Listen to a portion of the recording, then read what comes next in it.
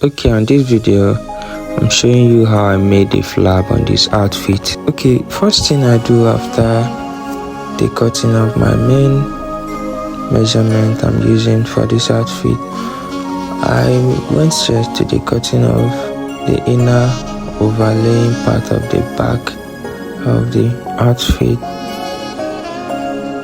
And when you're cutting this, you should be careful not to cut the main neck of the outfit because it will affect your neck measurement. Then you know what it means. And so here is how I cut my inner overlaying material. I also bias it, but if you can't maintain the bias cut error, you just have to double fold any material you're making use of, then cut off what you need. So here's what I'm doing. You might just fold it this way or use a U-curve shape, but in this video I'm making use of a U-curved shape for the inner overlaying material. And from there, the shoulder angle to there is 2 inches, and from there up to here is about 5 inches. At least after my weaving, my come down to 4.5 or thereabout, I think. So if you're a professional this thing, you can just carve out the shape you want. If not, you just trace it with chalk so you don't make mistake. And after everything, here is the look of the inner overlaying fabric. And then you have to go with it. Then you just, after everything, you weave it. And after weaving it, you arrange your hemming on the inner overlaying fabric. You arrange it carefully so that the gum won't stain your outfit and make your work rough. You take your time, arrange it and make sure it doesn't come out at the edge of the interfacing fabric. So the interfacing or overlaying fabric, so you just grab the outfit, the main outfit you want to use it for, and you place it inside of the outfit. You don't place it on the outer part of the fabric, like you place it on the inside. You don't use the front of the fabric for this. You see what I'm doing? You see what I'm doing? So you place it this way, and by the way, you know the reason I watered the hemming gum is just to hold the fabric so when I'm placing it, it doesn't shift. So you just iron it. You don't really hit it that much, just for it to gum a bit. You see what I'm doing? You just gum it. Then after, you just trim off an extended part. Then after, you just go straight to the making of the flap. And the flap is also biased. This one is the inner part of the flap. It's going to be at the the right side of the outfit. So, and this flap, I'm making use of 1 inch, and I'm adding 1/2 inch as a seam allowance. That's making it a total of 1.5 inch. You can use more than 1.5. You can make use of 2 inch, like the total width of the flap. But I think 1 inch is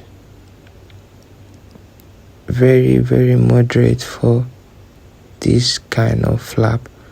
I'm making use of 1 inch on this particular one. And here's what I'm doing. First iron it to get my 1.5 inch. and you're going to do it on the both side of the flap. Here now I just did for the inner one. So after, you have to hem your flap, the biased part of your flap, and the hemming gun will make it a bit firm and hold it together so that it doesn't slip off while you're sewing. That's the essence of the hemming gum, and it make your work more smooth, and you love it. So you just heat it up, like iron it, and you make sure it gums. It really gums. Now, so you shouldn't be scared of ironing. You heat it up and make sure the gum melts, like the hemming gum melts. So after some minutes of ironing and heating it up, you just trim off that extended part you don't need. You trim it off and you'll be left with 1.5 inch of flap. So you just have to rule off the 1/2 inch for your seam allowance. And why I'm making use of it, I'm ruling it is to make sure I sew on the 1/2 inch. I don't make mistake by sewing beyond or more than 1/2 inch. So then I have to take the flap measurement, and on this outfit I'm making use of 6.5. You can make use of 8 or 7 depending on the length you want. I'm using my iron to get a line. Then you go straight to the sewing, and on this particular place you have to pay much attention. You're going to sew on the exact 1/2 inch you measured while placing the flap on the middle of the dress.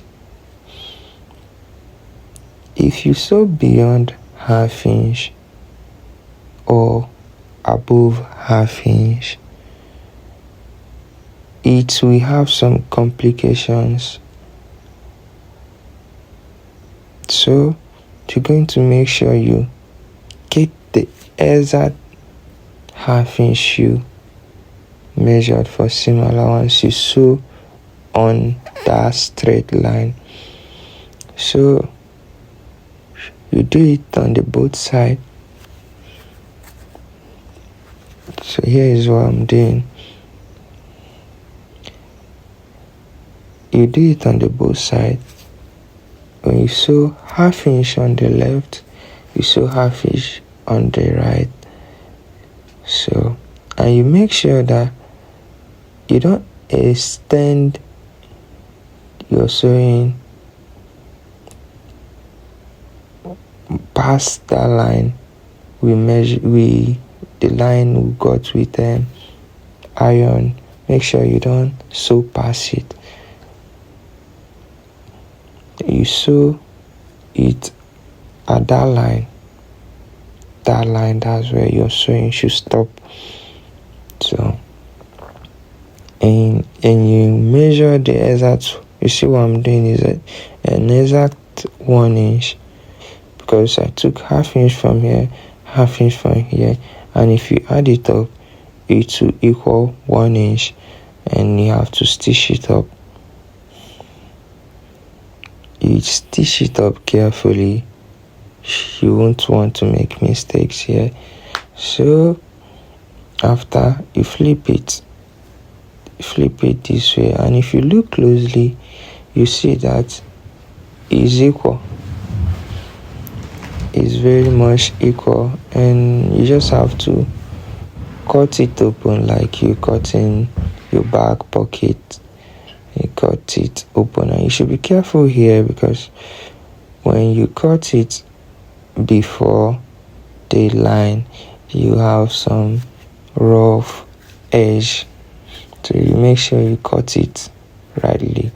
So after you turn it over, and you just okay, I will have to tag the up with my sewing machine because I don't have needle. But if you have anything like pin or needle, I don't know, I misplaced mine this night. So you just use your pin to hold it. So, but now I'm using my thread, my sewing machine to do it. And at the end of the day, I'm still struggling with my jungle.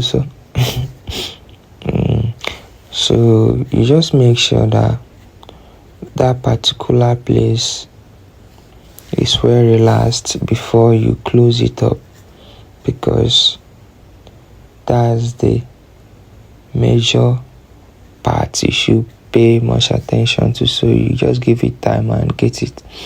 And after everything, I have to stitch it down like I'm stitching this side of my back inner pocket. So here's what I'm doing. You run it, you stitch it tight, and make sure you don't go in, just stitch it on the line, that same line we got. You stitch it on that line your sewing stopped. That's where you stitch it. Don't stitch it above or beyond it, just stitch it at that exact point. And after everything, here's what it looks like. And we have to iron it, because ironing is the key. So I'm stitching when it take loose, I think I don't stitch them before. Okay, so I just have to stitch it back, and I make sure it's closed up, like the flap is closed, very close to each other, no spacing. You see what I'm doing? Just running. Then here's what it looks like. You have to weave it, then you iron it. Don't mind my cooler, it's a special one, you can't buy it. So you just iron it, and here is it. And here is what it looks like with that collar. Then after the collar fixing, here is the outcome. If you want to make a collar like this, just write yes.